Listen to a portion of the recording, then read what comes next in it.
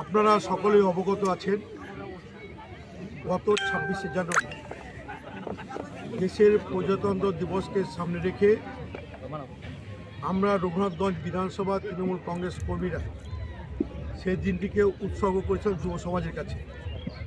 MLA football tournament ঘোষণা করেছিলাম এবং 26শে জানুয়ারি থেকে আমরা এমএলএ ফুটবল কাপ শুরু করেছি। দীর্ঘ 10 দিন ব্যাপী রঘুনাথগঞ্জ বিধানসভার 12টি গ্রাম পঞ্চায়েতের প্লেয়াররা স্তরে স্তরে প্লেয়াররা 4 জন করে ম্যান্ডেটারি তাদের খেলা বাধ্যকতা ছিল, বাকি 5 জন যে কেউ খেলতে পারে, এই আমাদের রুলসের মধ্যে ছিল। বিগত এই কটা দিন ধরে 12টি গ্রাম পঞ্চায়েত খুব ভালো খেলেছে।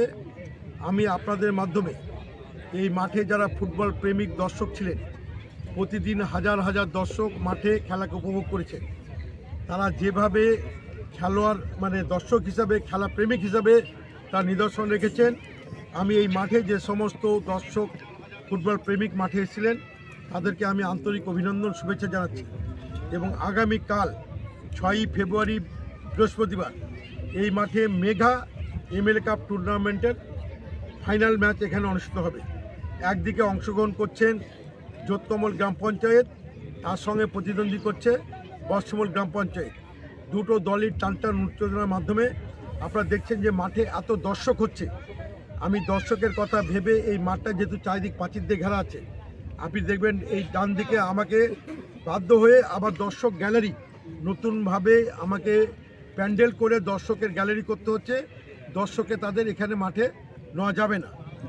তো আগামীকাল আমাদের প্রশাসনের অনেক কর্মকর্তা এই মঞ্চকে আলোকিত করবেন এবং তার মাঝে থাকছেন প্রাক্তন ভারতবর্ষের ফুটবলার, মোহনবাগান, ইস্টবেঙ্গল সব দলই খেলেছে এবং সর্বোচ্চ কলকাতার লিগের গোলদাতা দিবেন্দু বিশ্বাস এই মাঠকে আলোকিত করবে। এবং এছাড়াও আমাদের সন্ধ্যার পরে এই যুব সমাজের জন্য একটা সাংস্কৃতিক মঞ্চ থাকছে। এই মঞ্চে সারেগামা পার যারা সঙ্গীত শিল্পী আছে, সারেগামার খ্যাতনামা সঙ্গীত শিল্পীরা এখানে সন্ধ্যা 6টা থেকে, অর্থাৎ খেলার পরই আমাদের এখানে কালচারাল মঞ্চ হবে।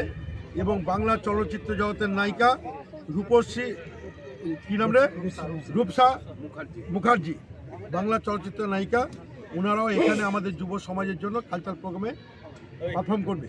এবং আগামীকাল আমি বিশ্বাস রাখি রঘুনাথগঞ্জ বিধানসভা নয়, এই এলাকার বাইরেও হাজার হাজার দর্শক এই ফুটবল খেলাকে কেন্দ্র করে এই মাঠমুখী হবে। কালকে মাঠে শুধু গোল গোল গোল আর মানুষের উত্তেজনা, হাততালি। মানুষ যত মাঠমুখী হবে, যত খেলাধুলা অংশগ্রহণ করবে, সমাজ তত সুস্থ থাকবে। তাই বাঙালির শ্রেষ্ঠ খেলা ফুটবল খেলা রঘুনাথগঞ্জ বিধানসভার পক্ষ থেকে এলাকার মানুষকে আমরা উপহার দিচ্ছি। কালকে মেগা ফাইনাল টুর্নামেন্টে যা খেলা হয়েছে তাতে টানটান উত্তেজনা এবং দর্শকরা খুব আনন্দ করেছে। কালকে ফাইনাল ম্যাচে স্বভাবতই প্রচুর লোকজন আসবেন, তাদের জন্য কি ব্যবস্থা করা হয়েছে এবং দর্শকদের উদ্দেশ্যে এই যে একটা এত বড় চাপের ফাইনাল, সে কি বলবে? না, আরেকটা জিনিস বলি আপনাদের, আমাদের যারা প্রাক্তন ফুটবলার ছিল আমার বিধানসভা, প্রতিটি অঞ্চল থেকে একজন করে কৃতি ফুটবলার যারা মাঠ কাঁপিয়েছে, জেলা লেভেলে বা রাজ্য লেভেলে খেলাধুলায় অংশগ্রহণ করেছে, প্রতিটি অঞ্চল থেকে প্রাক্তন কৃতি ফুটবলারকে আমরা বেছে নিয়েছি, তাদেরকে ওই মঞ্চ থেকে সম্মানিত করব।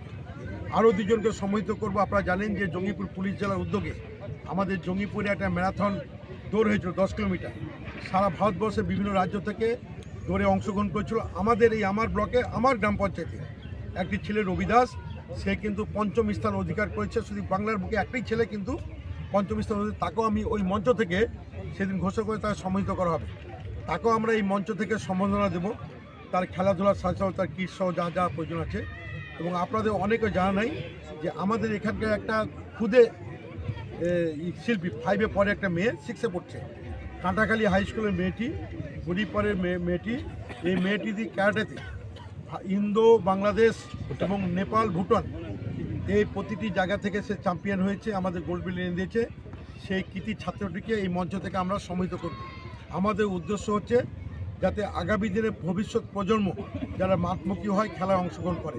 এছাড়া যারা দর্শক মণ্ডলী আসবেন, যেমন আপনাদের বললেন, তাদের যাতে কোনো অসুবিধা না হয় তাদের জন্য আমরা বাড়তি যেমন একটা গ্যালারি, আর্টিফিশিয়াল গ্যালারি করছি। আপনি দেখবেন যে আর্টিফিশিয়াল গ্যালারি লোহার দিয়ে মঞ্চ করে, যাতে দর্শক যাতে বসতে কোনো অসুবিধা না হয় বা ভেঙে পড়ার যাতে আশঙ্কা না থাকে, লোহার ডায়াস দিয়ে আমরা ডায়াস করছি।